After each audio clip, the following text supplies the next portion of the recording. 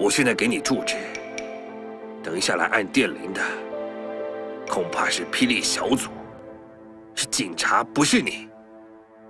你现在已经决定不再相信我了吗？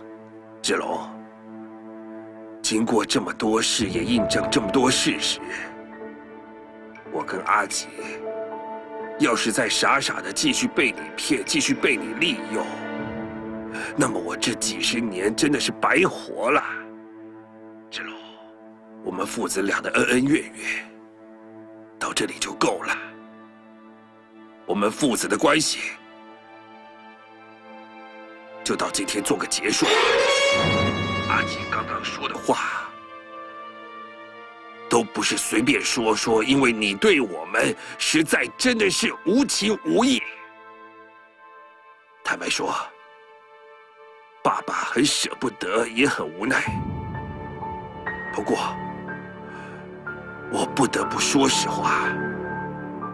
今后我跟阿杰，将来如果有一天要被枪杀的时候，你志龙一样要在我身边陪葬。就这样，我不跟你说再见。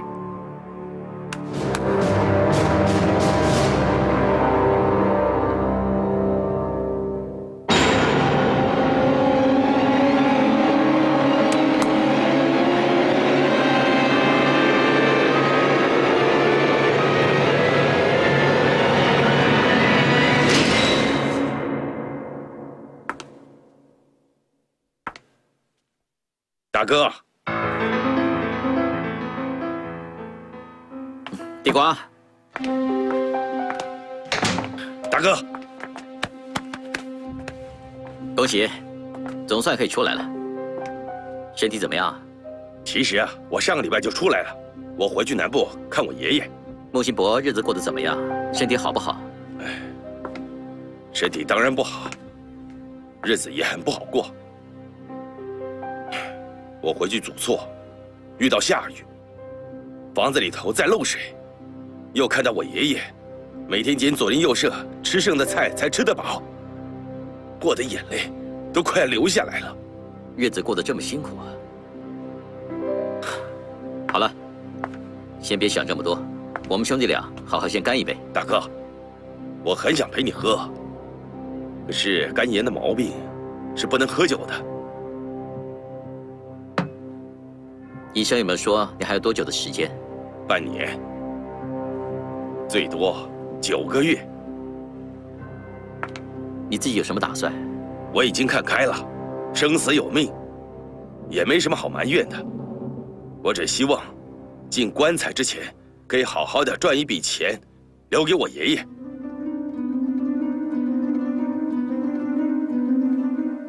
你准备要赚多少？100-200万就够了。你的身体还有办法跟人家火拼吗？体力当然有差了。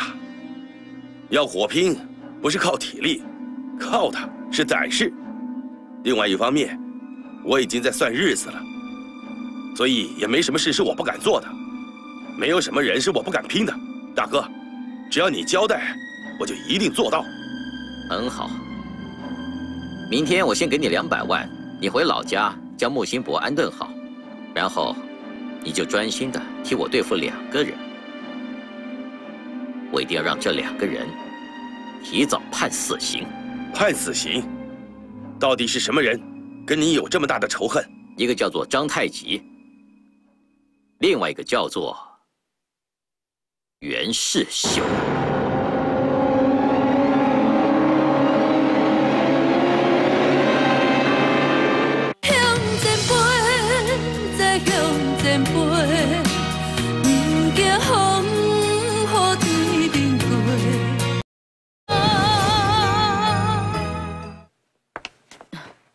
美华，你有没有好一点？有了，休息了，比较好了。妈，那个茶要趁热喝哟，头痛很不舒服的。妈，你人也不舒服啊？不是啦，我是在担心志涵，去他们家也找不到人，到现在还没有消息。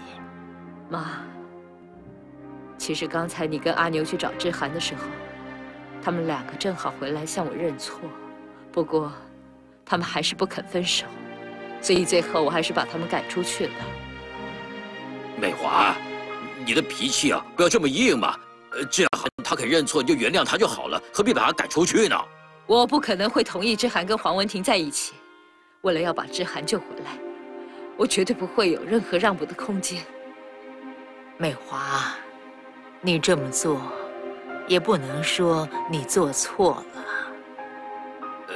妈，美华，要不然你们在这里慢慢的聊，我要去煮饭了啊！阿牛，等一下，你先打电话给志忠，这么晚了，应该下班回来了才对啊。哦。